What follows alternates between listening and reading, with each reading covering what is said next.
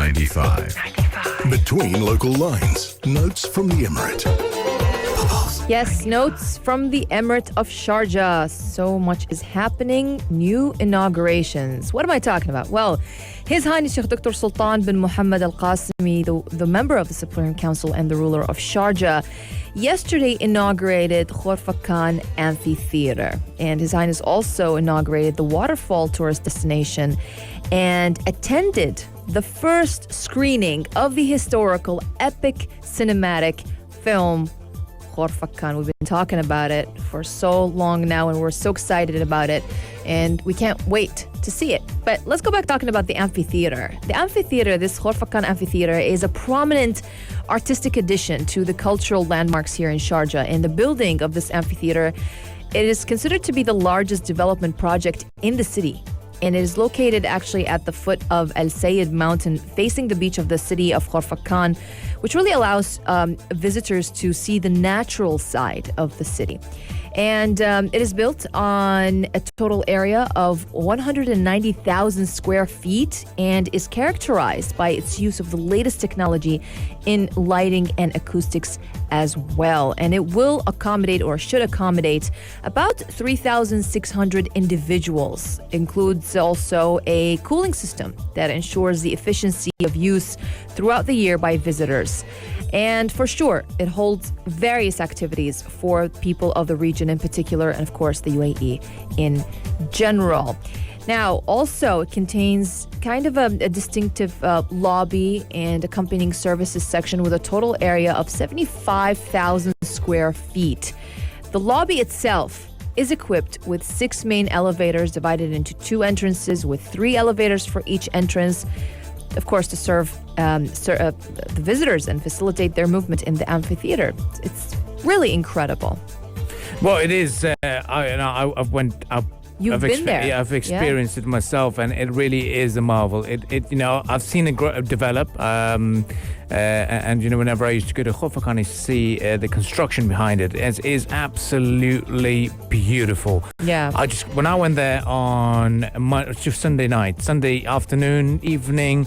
Well, I was only meant to be there for afternoon. I stayed there till the very late in the evening. You said you spent about 4 hours only in the amphitheater, right? 4 hours only in the amphitheater. They were preparing for the opening, and I got a chance to catch up with one of the directors, and it was incredible because that interview, which we'll play it again this morning, and just to see the Colosseum, just to be amidst the atmosphere that it was offering, even though it was empty because obviously it was staff maintaining and checking, doing the final preparations. It was just something that I couldn't leave. I still miss it. Yeah.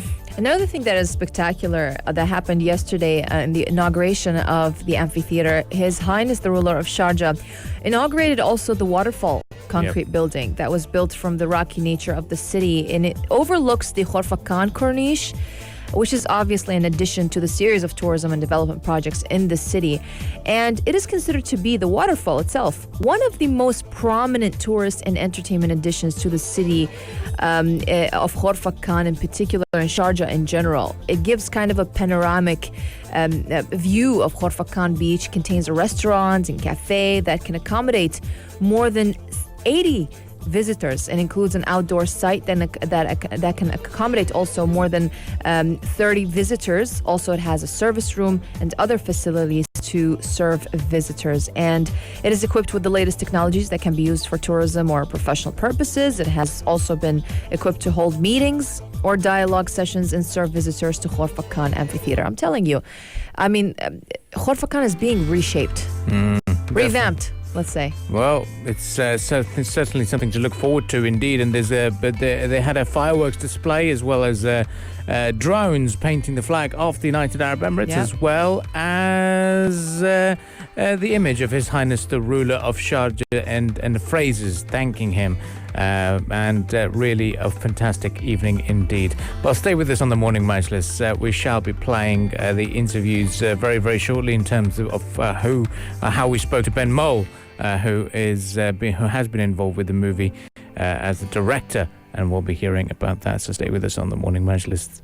This is Pulse 95. Pulse 95. The Morning Majlis. talking the stories that are shaping headlines.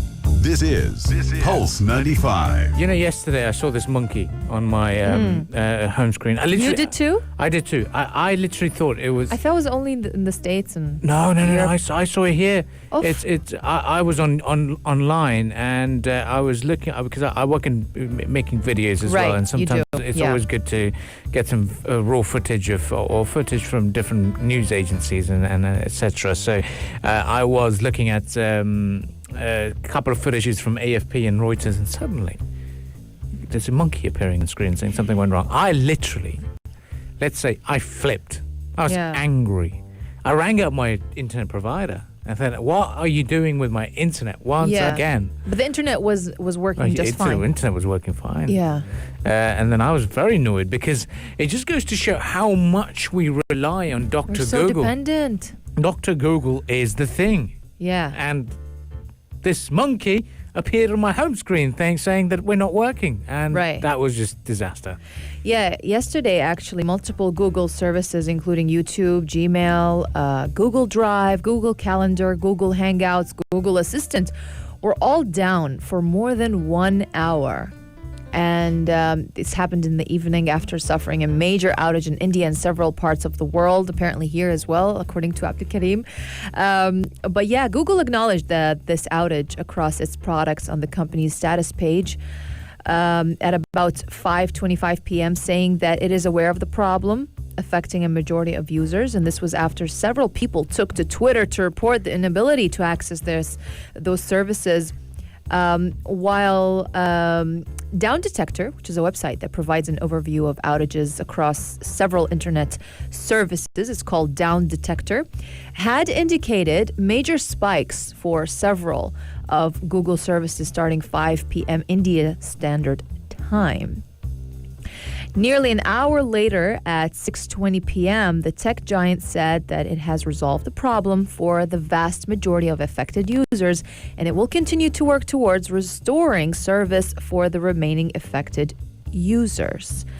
So this outage, they said, underlined our heavy dependence on online services for work, education, and entertainment, especially amid the ongoing COVID-19 pandemic. This is what they said. Yeah, look, Google, it was a massive thing in India following the reaction. And how important is this outage is something to look forward to sort of consider with greater detail, because there's now going to be questions asked about the back-end infrastructure of the companies who rely so much on Google and depend on it for their back-end services. This is their Google Drives, their whole infrastructure. If Google was out, the outage was about 45 minutes. But if it was for more, how crazy it would be. Or if it was for longer, it would be very, very detrimental for all these companies as well. Yeah. Let me ask you this. If I had to ask you, what are the top 3 apps or websites on your phone that you cannot live without? If you have to rank them, the first one being the most important to you. You're asking me this question? Yes. Number 1, what's it going to be? What's up? Fuzzer. Has to be Fuzzer. Come on. It's the best app. But for you, it is. Yes, of course. Yeah. I am known as Abdul Karim loves his discounts. Yes, I am known as Abu Fuzzer in Pulse 95. So shout out to all of you government employees who are tuning in and listening to the Morning Majlis. And if you've not used or utilized the app to its max, contact Morning Majlis Advisory Services, and I'll give you all the latest about the application. Yeah, for me, in reality, it is WhatsApp for sure. I would say it's the first thing you check in the morning. I think that's I mean, WhatsApp.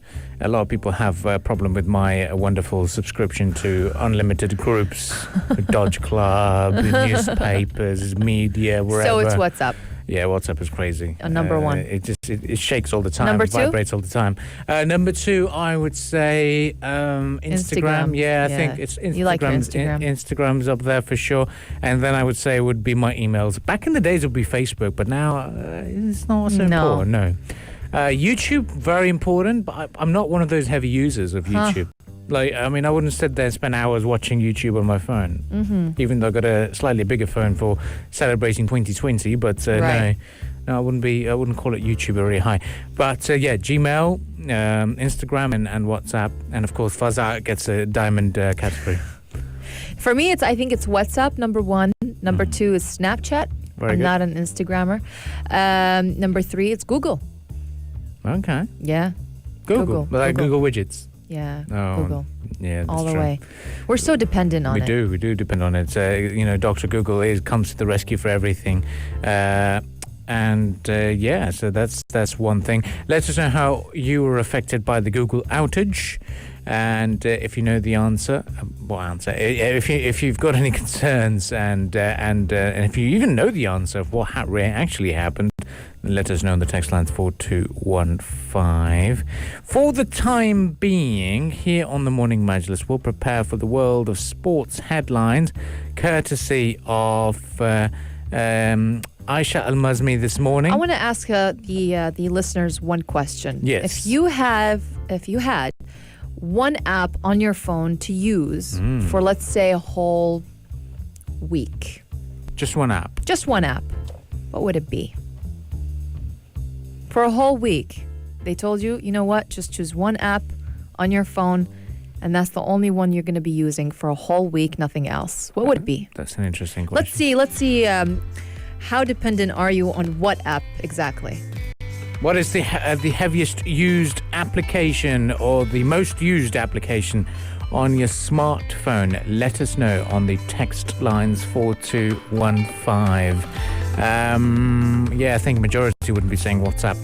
That's the one thing that they can live with. They can at least communicate and find out where to go. I would go for Snapchat. You go for Snapchat? Yeah. Wow. Because you can watch and you can talk to people. And then the message disappears. It's And fine. you're like, oh, what did you say to me the other day? Oh, and you're going I'll go find for out. Snapchat. For myself, it's Snapchat. Yeah? Yeah. Okay. Well, it is Fazza or WhatsApp. It's a bit of a tussle between them two. Stay with us on the Morning Majlis, and we shall be returning very, very shortly after the world of sports headlines. Pulse 95. The Morning Majlis, talking the stories that are shaping headlines. This is Pulse 95. Yes, this is Pulse 95. Welcome back onto the program. And we go over to the United States of America. The Electoral College decisively confirmed Joe Biden yesterday as the nation's next president, ratifying his November victory in an authoritative state-by-state repudiation of President Donald Trump's refusal to concede he had lost. Now, the presidential electors gave Biden a solid majority of 306 electoral votes to Trump's 232. The same margin that Trump bragged was a landslide when he won the White House 4 years ago. But heightened security was in place in some states as electors met to cast paper ballots with masks, social distancing, and other pandemic precautions, of course. The results will be sent to Washington and tallied in a January 6th joint session of Congress over which Vice President Mike Pence will preside. I'm just looking at the reactions from Yeah. Donald Trump. He's been retweeting himself, and it's a lot of... Are you on his Twitter right now? I am on his Yeah. Twitter at the moment. It says swing states that have found massive voter fraud, which is all of them, cannot legally certify these votes Yeah. as complete and correct without committing a severely punishable crime. He's still refusing to back Still. down. He Very is interesting, this still. man. Yeah, it's all confirmed, and Joe Biden, now president-elect, confirmed as the next man to take over the reins of the presidential Oval Office. Let's listen into what he had to say during his address. Member of the Electoral College, representing the certified winner, cast their votes for president and vice president of the United States in an act just as old as our nation itself. And once again, in America, the rule of law, our Constitution, and the will of the people prevailed. Our democracy pushed, tested, threatened, proved to be resilient, true, and strong. The Electoral College votes, which occurred today, reflect the fact that even in the face of the public health crisis, unlike anything we've experienced in our lifetimes, the people voted. They voted in record numbers. More Americans voted this year than have ever voted in the history of the United States of America. Over 155 million Americans were determined to have their voices heard and their votes counted. Yeah, but he did go on to say that the President Donald Trump, or the current incumbent, has refused to accept the will of the people, and democracy has prevailed, is what the key note came out from Joe Biden after his win. And now looking at Donald Trump and his options, he doesn't have many more options. He still has the only option. He still has the Trump Towers. He still has those Trump Towers, but the other thing that he's now got is he's got the backing of the only area that he can now use, the final card that he's got, is using Congress, and creating a little bit of a debacle within the American political scene. That's the only limited option he's got now. So it is going to be very interesting to see what happens to him next, but that's the scenario at the moment. What we'll do now is we'll take a bit of a breather. We'll be right back here on the Morning Majlis after the news headlines. But to celebrate what's been happening across the globe and what's been going on, is one thing that we talked about was the apps and what app you can't live without. Our friend of the show, Abid Reza, says that I saw the monkey on the Google homepage too. I couldn't access my Gmail account on YouTube, and WhatsApp is my only application that I cannot live without. Question for all of you this morning. Let's play the game music, just to build the tension up. Yes. Rania, what was your question to them this morning? If you had to live on one app on your phone for 1 week, if they told you, you know what, you have this one app they can only use and access for a whole week, what would it be?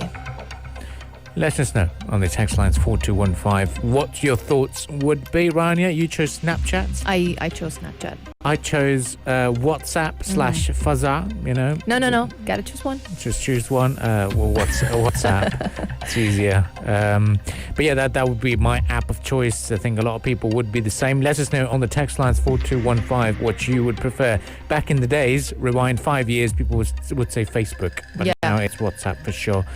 Stay with us on the Morning Majlis. We shall be returning here on the Majlis after lots of musical entertainment to keep you motivated, updated, informed throughout the morning. We'll be back after the news headlines. Pulse 95. Between local lines, notes from the Emirate. Yes, notes from Sharjah. So much has been happening here in Sharjah, especially in Khorfakkan. Everyone in Khorfakkan is probably busy right now. So much is happening there. His Highness Sheikh Dr. Sultan bin Muhammad Al-Qasimi, the member of the Supreme Council and ruler of Sharjah, yesterday inaugurated Khorfakkan Amphitheatre. And His Highness also inaugurated the waterfall tourist destination and attended the first screening of the historical, cinematic, epic film Khorfakkan. Yes, and the opening of the amphitheatre, to be honest, this has got everyone talking, it's got everyone excited. I've been down there myself, and trust me, I've been inspired and in awe of what a wonderful building it was. When I went down there, I spent over 4 hours. You did. You said that, yeah. Yeah, and you enjoyed every second of it. Every second of it. I just couldn't get enough of it, really. I mean, that was it. It's got 3,600 capacity for 3,600 visitors. 190,000 square feet is the area that it covers.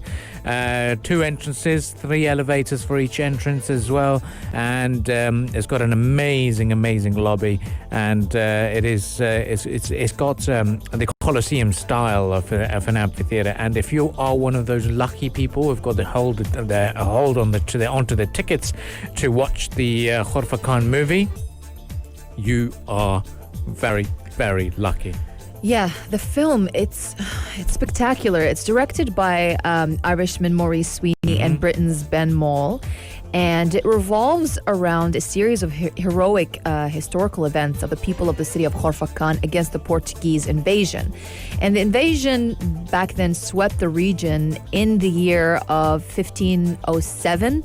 by Naval Commander General Afonso de Albuquerque, during which the film documents the history of the city over a period of 27 years. It's a history. It's basically about history of Khorfakkan, history of Sharjah, and the UAE as a whole. Yep, and the best thing is the film will be released on the 17th of December. It will be in local cinemas, and you can also catch it on Sharjah TV at 10 p.m. because it will be shown on Sharjah TV on the 17th of December. Yep, exactly. Well, so much to look forward to, so much to celebrate as well here in the Emirate of Sharjah. And if you are going down there, let us know on the text lines 4215 if you are going to be catching it at the Khorfakkan Amphitheatre, because trust me, when you go down there, you won't stop clicking photos. It's just a picturesque destination. Well, for us, the Morning Majlis, we are going to be heading off. We're going to be signing off at the moment. I'll let you enjoy some musical entertainment on offer here on Pulse 95 as we take a little bit of a breather and relax as well, and let you relax this morning. And if you'd like to get in touch with the show, we'd like to share your thoughts and opinions, you can always do so. Text lines are open 4215. If you'd like to catch up with some of the discussions, then you can do that on SoundCloud, Apple Podcast, and Spotify. And also catch us actually by video on YouTube. Just type in Pulse 95 Radio and look for the Morning Majlis. The visual experience. To see our faces. Yes, exactly. Well, stay with us on Pulse 95. Lots of musical entertainment. And then from 2 p.m, our regular programming will resume with Future Talk, followed by, what day is it today? Tuesday. Followed by afternoon Karak at 4. And then we've got Yellow Home to keep you entertained. This was the Morning Majlis on Pulse 95. If you liked this episode of The Morning Majlis, drop a like and subscribe. 95. Be sure to follow us on Instagram for all our daily updates and top stories. Pulse